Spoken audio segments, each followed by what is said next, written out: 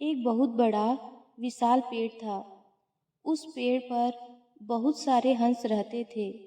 उनमें एक बहुत सियाना हंस था, बुद्धिमान और दूरदर्शी।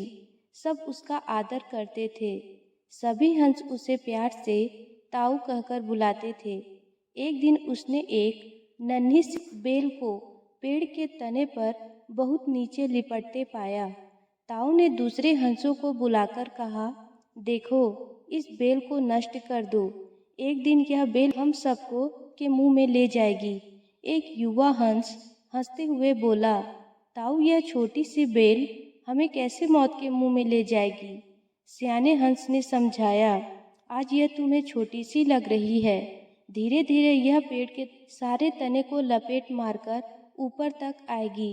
फिर बेल का तना मोटा होने लगेगा और पेड़ से चिपक जाएगा। तब नीचे से ऊपर तक पेड़ पर चढ़ने के लिए सीढ़ी बन जाएगी। कोई भी शिकारी सीढ़ी के सहारे चढ़कर हम तक पहुंच जाएगा और हम मारे जाएंगे। दूसरे हंस को यकीन न आया, एक छोटी सी बेल कैसे सीढ़ी बनेगी? तीसरा हंस बोला, ताऊ तो एक छोटी सी बेल को खींचकर ज्यादा ही लंबा कर रहा है। एक हंस बड़बड़ाया, यह ताऊ अपनी अक्ल का रोब दिखाने के लिए अंट संट कहानी बना रहा है। इस प्रकार किसी दूसरे हंस ने ताऊ की बात को गंभीरता से नहीं लिया। इतनी दूर तक देख पाने की उनमें अक्ल कहाँ थी। समय बीतता रहा। बेल लिपटते लिपटते ऊपर शाखों तक पहुंच गई। बेल का तना मोटा होना शुरू हुआ और सचमुच ही पेड़ के तने पर सीढ़ी बन गई, जिस पर आसानी से चढ़ा जा सकता था।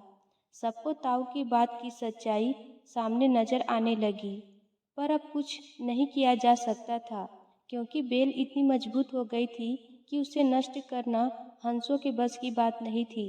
एक दिन जब सब हंस दाना चुगने बाहर गए हुए थे, तब एक बहेलिया उधर आ निकला। पेड़ पर बनी सीढ़ी को देखते ही उसने पेड़ पर चढ़कर जाल बिछाया और चला गया। सांझ को सारे हंस लौट आए।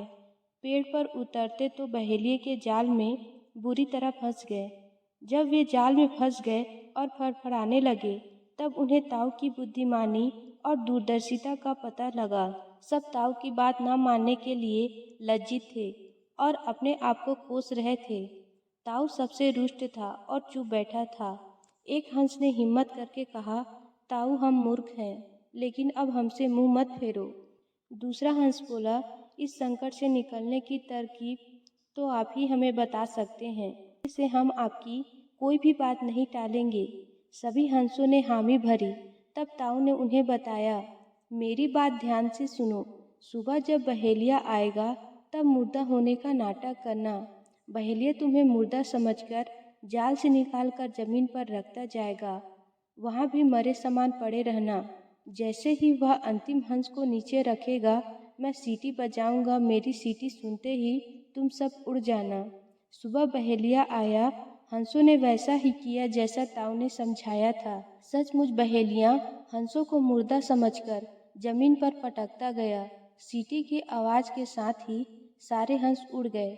बहेलिया अवाक होकर देखता रह गया। दोस्तों, इस कहानी से हमें यह सीख मिलती है कि बुद्धिमानों की सलाह को गंभीरता से लेनी चाहिए।